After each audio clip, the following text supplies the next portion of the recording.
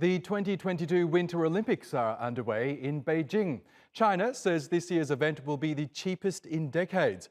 That stands in contrast to recent summer and winter games, which almost always go over budget and saddle their host countries with expensive infrastructure that gets little to no use after the closing ceremonies.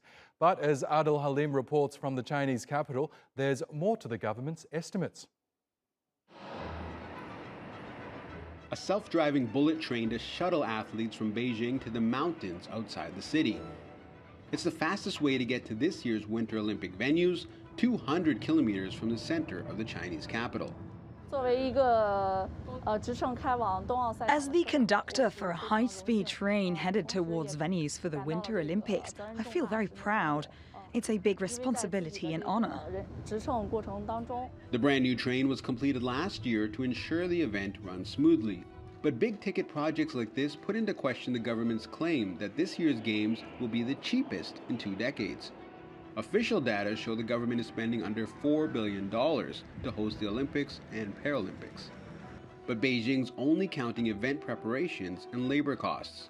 According to an investigation by Insider, China's excluding the bullet train that's worth $9 billion and a brand new subway line worth $700 million. They're also leaving out other infrastructure projects in and around Beijing worth more than $20 billion. All told, the government and the private sector have poured $38.5 billion into hosting the Winter Games. That's 3 times South Korea's 2018 budget for Pyeongchang, but still less than the $50 billion Russia spent in Sochi in 2014. And Beijing's confident its investments will pay off as more people in China take up winter sports once the athletes leave.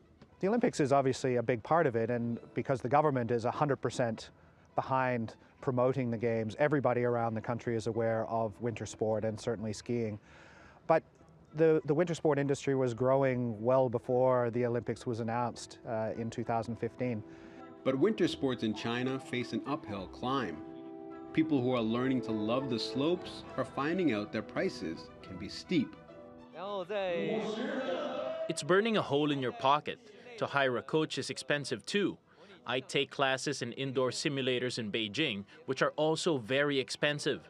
This sport really burns through a lot of money. The government's hoping that prices will go down as the market matures. But given the real cost of the games, recouping those investments won't happen fast. Aadel Haleem, TRT World, Beijing.